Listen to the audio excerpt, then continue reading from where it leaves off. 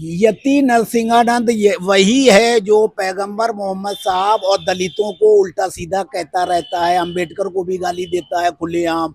यति नरसिंहानंद जैसे लोगों को पाला पोसा गया है भारतीय जनता पार्टी आरएसएस के बड़े नेताओं द्वारा। नहीं तो जिस आदमी की जगह जेल की सलाखों पे होना चाहिए वो इस तरह के वक्तव्य देता है। अब सत्य सनातन धर्म की बात करते हो तो हिंदू मुसलमान के मामलों को लेकर रोज जो है उपद्रवी लोग आरएसएस के जो अनुषांगिक संगठन हैं, बजरंग दल, हिंदू वाहिनी, विश्व हिंदू परिषद और ना जाने कितने, ये गुंडागर्दी करणी सेना क्यों करते हैं? इन पे कोई लगाम नहीं है।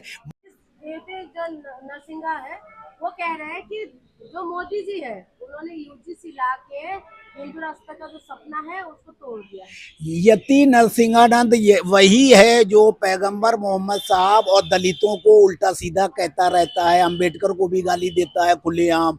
यति नरसिंहानंद जैसे लोगों को पाला पोसा गया है भारतीय जनता पार्टी आरएसएस के बड़े नेताओं द्वारा। नहीं तो जिस आदमी की जगह जेल की सलाखों पे होना चाहिए वो इस तरह के वक्तव्य देता है। अब रही बात यूजीसी लाने की बात, जिस तरीके से प्रधानमंत्री नरेंद्र मोदी ने पूरे देश में कही है, वो यूजीसी सिर्फ एक दिखावा है। यूजीसी वर्ल्ड लेवल पर, विश्व स्तर पर ये बताने के लिए सिर्फ है कि हम सबको समान अधिकार देते हैं। नहीं तो यूजीसी तो सबसे पहले उत्तराखंड में लागू हुआ। वहाँ की धामी सरकार जो है क्या कर रही है ये किसी से नहीं छुपा है। क्या जो धामी सरकार कर रही है यूजीसी लगाकर, वही हथकंडे और वही कारनामे, वही कुकर्म प्रधानमंत्री नरेंद्र मोदी के नेतृत्व में पूरे देश में किए जाएंगे? तो अगर ऐसा है तो ये बहुत ही खतरनाक कदम होगा सरकार का। और हम तो ये कहते हैं हमारे पास जब संविधान है तो हमें ना यूजीसी की ज़रूरत है ना किसी चीज़ की ज़रूरत है। संविधान के अनुसार देश चले।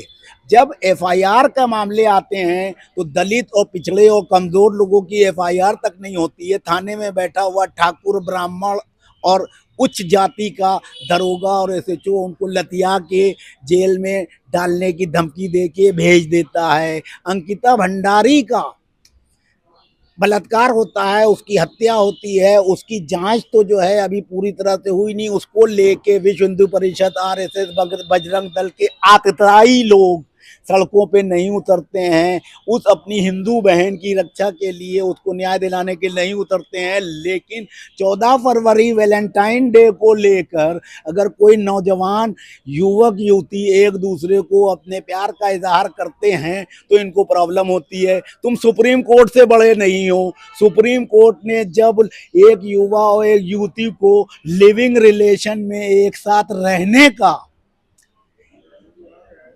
आज्ञा दी है, कानून बनाया है, तो एक फूल दे देने में तुम्हें क्यों मिर्ची लग रही है? तो इसलिए इस तरह के लोगों पे, सनातन की संस्कृति पे अगर चलने की बात है तो स्कर्ट ब्लाउज और मिडी में जिस तरीके से युवा युवती दिल्ली और सभी देश के प्रमुख शहरों में घूमा करते हैं, रील बनाया करती हैं लड़कियां, उसको रोकना चाहिए। यूट्यूब, इंस्टाग्राम पर अश्लील भाषा में सनातन धर्म की पैरोकार महिलाएं और टुच्चे लुच्चे बजरंग दली टीका लगा के, भगवान शिव का त्रिशूल लगा के गालियां बकते हैं। क्या ये सनातन धर्म है? गालियां बकते हैं दूसरे धर्म और जाति वालों को। उसको दलितों को कहते हैं नीला कबूतर, किसी को हरा कबूतर। तुम कौन से कबूतर हो ये भी तो बता दो। तो मेरा कहने का ये मतलब है कि आदमी को जाति सूचक शब्दों में नहीं पढ़ना चाहिए। सब भारतीय हैं, ये हमारा संविधान कहता है। तो भारतीयता का परचम मोदी जी लहराएं। यूजीसी एक ढकोसला साबित होगा जिस तरीके से। अब रही बात, अगर प्रधानमंत्री नरेंद्र मोदी जी नोबेल पुरस्कार हासिल करना चाहते हैं और विश्व गुरु बनना चाहते हैं और देश को जो है विश्व स्तर पर नेतृत्वकर्ता देश के तौर पर प्रतिस्थापित करना चाहते हैं, तो एक बार जो है हमारे वीडियो सुन लें। यूट्यूब चैनल पे पड़े हुए हैं किस तरह से बिना नफरत फैलाए, बिना भाई भतीजावाद किए, बिना अडानी अंबानी को पारितोषिक और लूट मार करके पैसा दिए भी विश्व गुरु बना जा सकता है।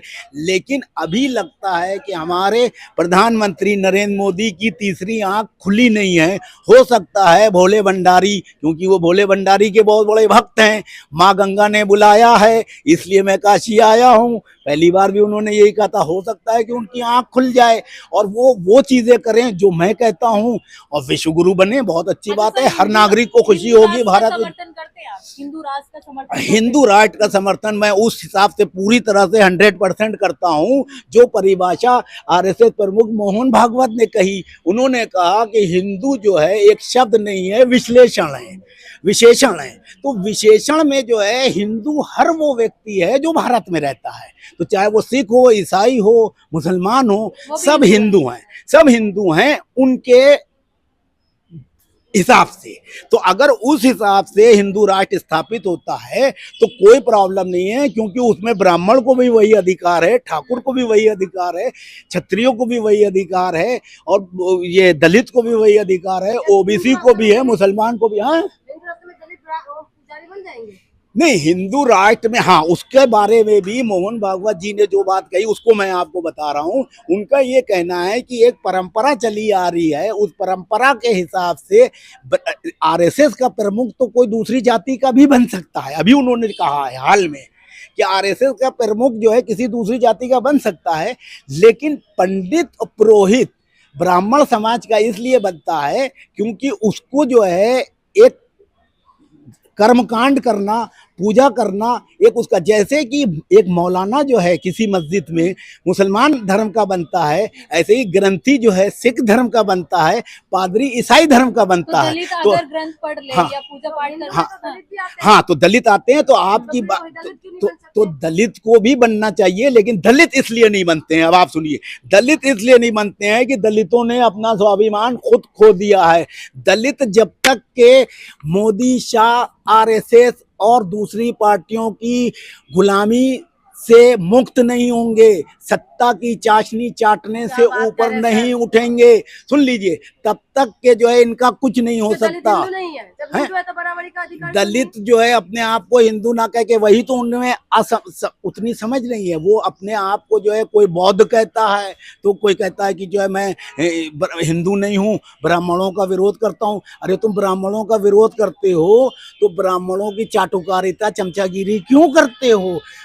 चंद्रशेखर आजाद, रावण जैसे लोग जो है पार्लियामेंट में भी जो है उन्हीं लोगों से गले मिलते हैं ज्यादा, जो उनके एक तरह से विरोधी हैं। तुम अपने समाज को कहते हो कि मैं इनके विरोध कर रहा हूँ, इनका विरोध करके तुम वोट लेते हो अपने समाज का, और फिर उन्हीं की गोदी में जाके बैठते हो। ये किस तरह से जो है तुम पुजारी बनना चाहते हो मंदिर के?